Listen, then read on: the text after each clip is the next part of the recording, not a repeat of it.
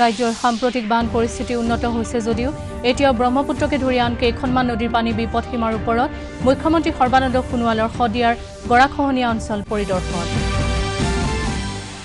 উজনি অসমৰ সমান্তৰালকৈ নামনি অসমৰ কামৰূপ আৰু বাক্সা জিলাৰ বান পৰিস্থিতি অপৰিৱৰ্তিত।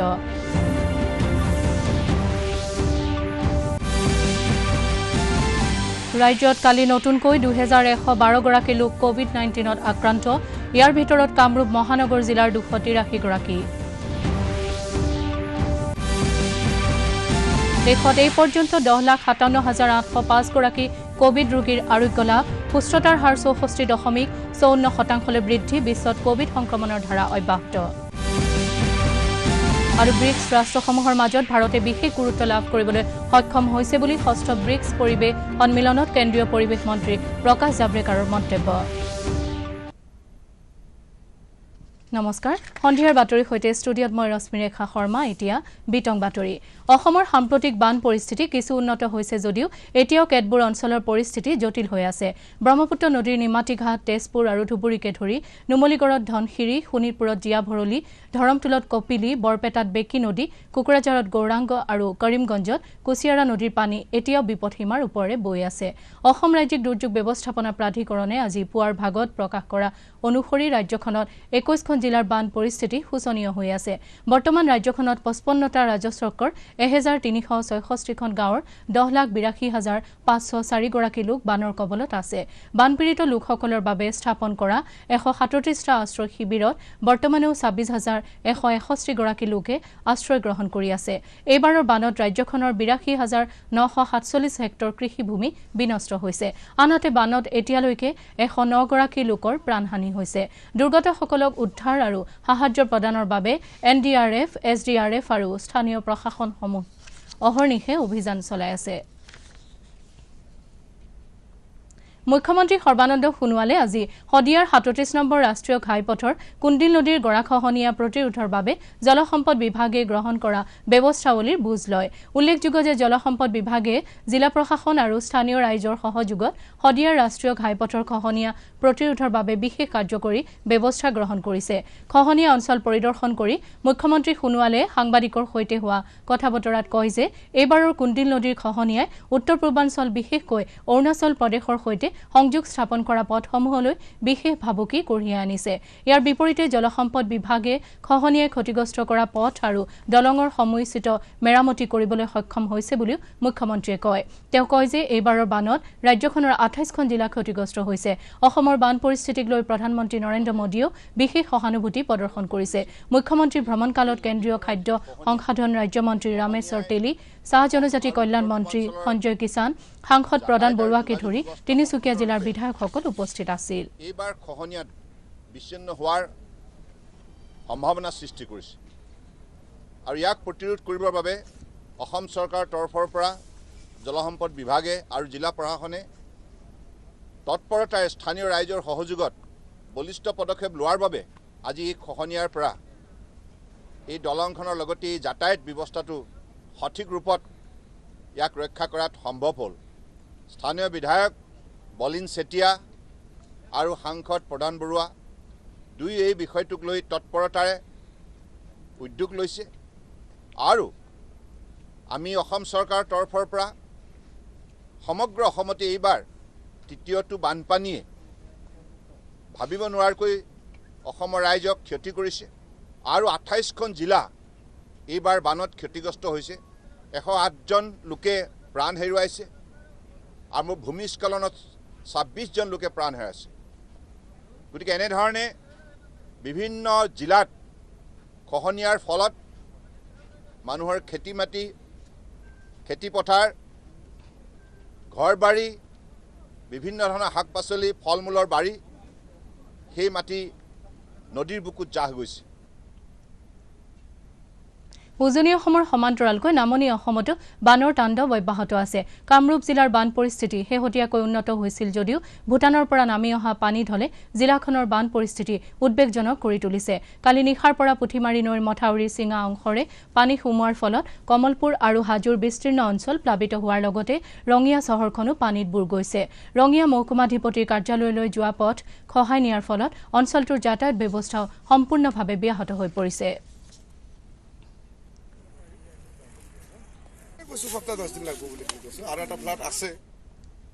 একেদৰে নেৰানেপেৰা বৰষুণৰ ফলত বেকী নদীৰ জলপৃষ্ঠ বৃদ্ধি হোৱাৰ ইয়াৰ নৈপৰীয়া ৰাইজ আতংকিত হৈ পৰিছে। ইতিমধ্যে নৈখনৰ চহৰাঞ্চলসমূহ বানৰ কবলত পৰা বুলি আমাৰ সংবাদদাতাই জানিবলৈ দিছে। বাঢ়নি পানীৰ সমান্তৰালকৈ গৰাখহনীয়াই অঞ্চলটোৰ যথেষ্ট ক্ষতি সাধন কৰিছে।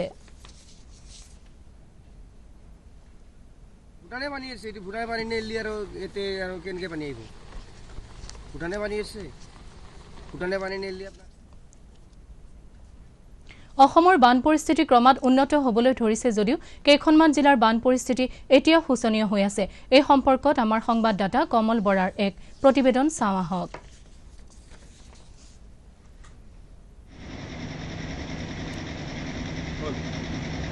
অসমৰ বান পৰিস্থিতি সামগ্ৰিকভাৱে কিছু উন্নত হোৱাত সকাহ লাভ কৰিছে ৰাজ্যবাসীয়ে, কিন্তু এতিয়াও প্ৰায় 21খন জিলা কিন্তু এতিয়াও বানৰ কবলত আছে। কিন্তু আমি দ্ৰুতগতিত যি বান পীড়িতৰ সংখ্যা সেই কম হোৱাটো দেখিবলৈ পাইছোঁ দিনক দিনে। সেয়া এক সুখবৰ বুলি ক'ব লাগিব। বৰ্তমান সময়ত প্ৰায় 10 লক্ষাধিক লোক এতিয়াও বৰ্তমান বানপীড়িত অৱস্থাত আছে আৰু এই সংখ্যা হয়তো সন্ধিয়াৰ ভাগলৈ বহু পৰিমাণে কম হোৱাৰ সম্ভাৱনা দেখা দিছে।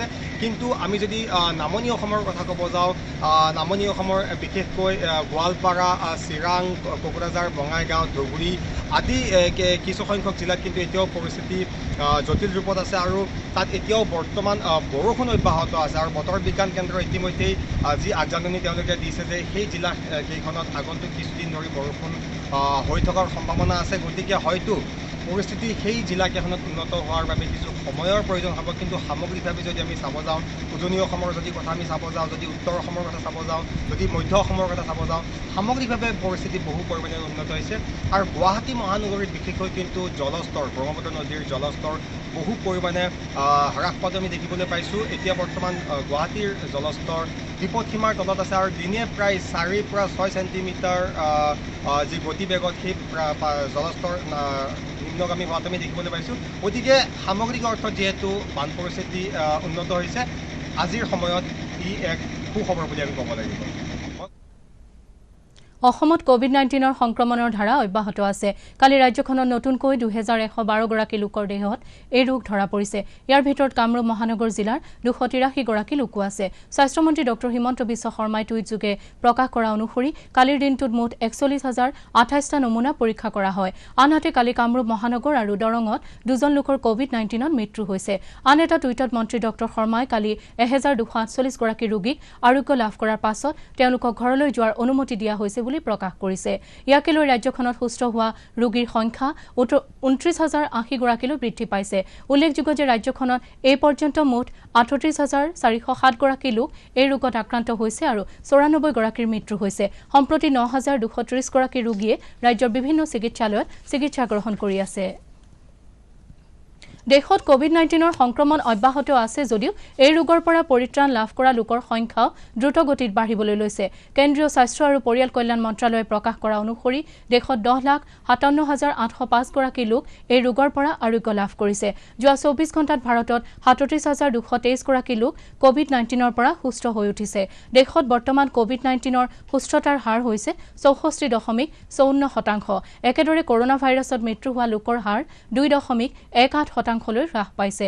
মন্ত্ৰণালয়ে প্ৰকাশ কৰা অনুসৰি কালি দেশত সৰ্বাধিক 55,078 গৰাকী লোক কোভিড-19ত নতুনকৈ আক্ৰান্ত হৈছে। ইয়াৰ ফলত ভাৰতত কোভিড-19ত আক্ৰান্ত হোৱা লোকৰ সংখ্যা 16,38,870 গৰাকীলৈ বৃদ্ধি পাইছে। বৰ্তমান দেশত 5,45,318 গৰাকী লোকৰ দেহত কোভিড-19 সক্ৰিয় হৈ আছে। কালি এদিনতে 779 গৰাকী লোকৰ মৃত্যু হোৱাৰ ফলত দেশত এতিয়ালৈকে কোভিডত মৃত্যু হোৱা লোকৰ সংখ্যা হৈছে 35,747।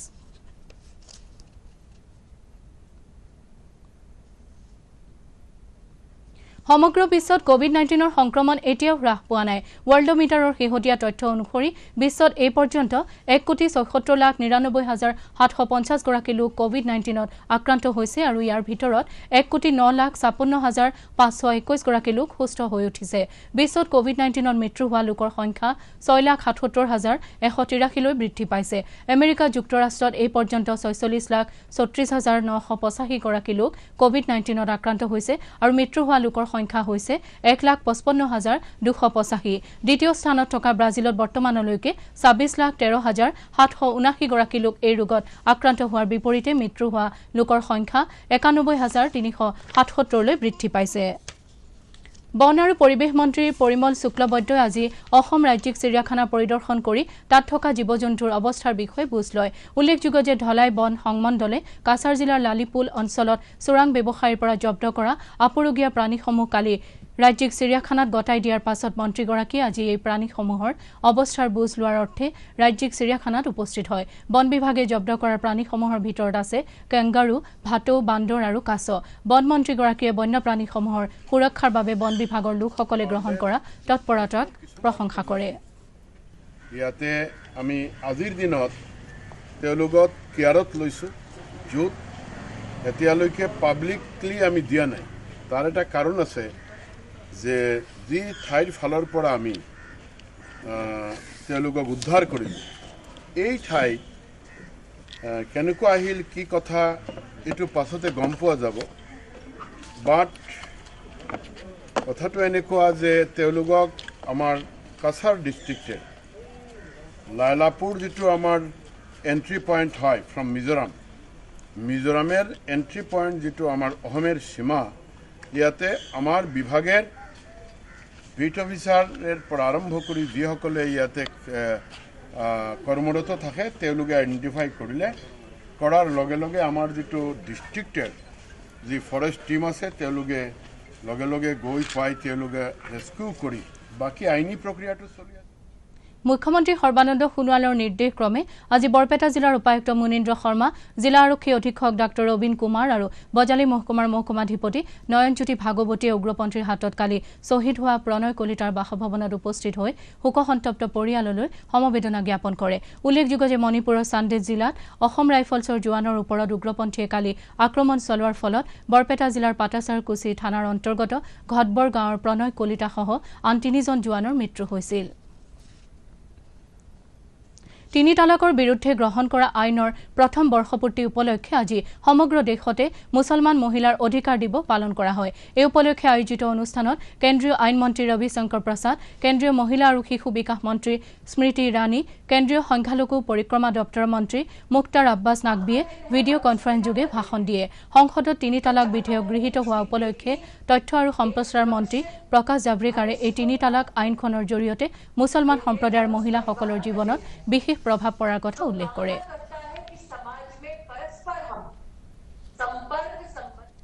কেন্দ্ৰীয় পৰিৱেশ মন্ত্ৰী প্ৰকাশ জাভ্ৰেকাৰে কয় যে ব্ৰিক্স ৰাষ্ট্ৰসমূহৰ মাজত ভাৰতে বিশেষ গুৰুত্ব লাভ কৰিবলৈ সক্ষম হৈছে।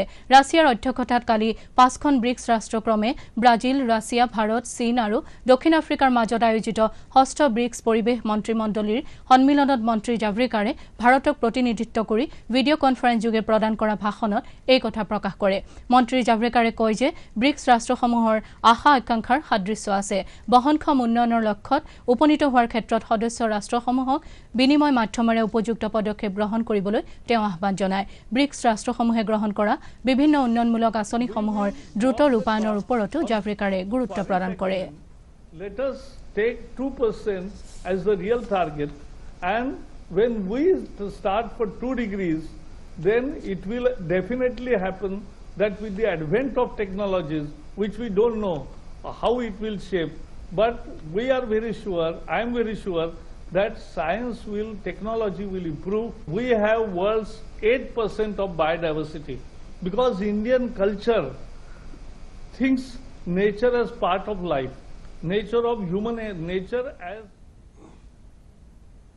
প্ৰধানমন্ত্ৰী নৰেন্দ্ৰ মোদীয়ে কাইলৈ ভিডিঅ' কনফাৰেন্স যোগে স্মাৰ্ট ইণ্ডিয়া হেকাথন 2020 চূড়ান্ত ফাইনেলৰ কাৰ্যসূচীত সম্বোধন কৰিব প্ৰধানমন্ত্ৰীয়ে তেওঁৰ কাৰ্যসূচীৰ সময়ত ছাত্ৰ-ছাত্ৰীসকলৰ সৈতে মত বিনিময় কৰিব উল্লেখযোগ্য যে স্মাৰ্ট ইণ্ডিয়া হেকাথনৰ জৰিয়তে শিক্ষাৰ্থীসকলক এখন মঞ্চ দিয়া হয় আৰু ইয়াৰ জৰিয়তে তেওঁলোকে দৈনন্দিন জীৱনত ভোগা সমস্যাসমূহৰ সমাধান দিয়াৰ ব্যৱস্থা কৰা হয় 10,000তকৈ অধিক ছাত্ৰ-ছাত্ৰীয়ে অংশগ্ৰহণ কৰিবলগীয়া এই হেকাথন কাৰ্যসূচীত কেন্দ্ৰীয় চৰকাৰৰ 37টা বিভাগ ৰাজ্য চৰকাৰৰ 17টা আৰু 20টা উদ্যোগৰ মুঠ 243টা সমস্যাৱলীৰ সমাধান সম্পৰ্কত আলোচনা কৰা হয় বাতৰি শেষ কৰাৰ আগতে প্ৰধান বাতৰিসমূহ আকৌ এবাৰ ৰাজ্যৰ সামগ্ৰিক বান পৰিস্থিতি উন্নত হৈছে যদিও এতিয়াও ব্ৰহ্মপুত্ৰকে ধৰি আন কেইখনমান নদীৰ পানী বিপদসীমাৰ ওপৰত মুখ্যমন্ত্ৰী সৰ্বানন্দ সোণোৱালৰ শদিয়াৰ গৰাখহনীয়া অঞ্চল পৰিদৰ্শন উজনি অসমৰ সমান্তৰালকৈ নামনি অসমৰ কামৰূপ আৰু বাক্সা জিলাৰ বান পৰিস্থিতি অপৰিৱৰ্তিত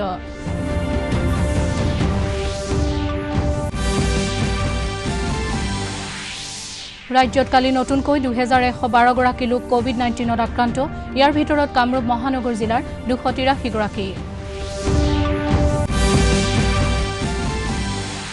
দেশত এই পৰ্যন্ত 10,57,805 গৰাকী কোভিড ৰোগীৰ আৰোগ্য লাভ সুস্থতাৰ হাৰ 64.54% বৃদ্ধি বিশ্বত কোভিড সংক্ৰমণৰ ধাৰা অব্যাহত আৰু ব্ৰিক্স ৰাষ্ট্ৰসমূহৰ মাজত ভাৰতে বিশেষ গুৰুত্ব লাভ কৰিবলৈ সক্ষম হৈছে বুলি ষষ্ঠ ব্ৰিক্স পৰিৱেশ সন্মিলনত কেন্দ্ৰীয় পৰিৱেশ মন্ত্ৰী প্ৰকাশ জাভ্ৰেকাৰৰ মন্তব্য আমাৰ আজি সন্ধিয়াৰ বাতৰি ইমানতে শেষ হ'ল পৰৱৰ্তী বাতৰি সংবাদ লৌহিত্য নিশা 8:30 বজাত প্ৰচাৰিত হ'ব নমস্কাৰ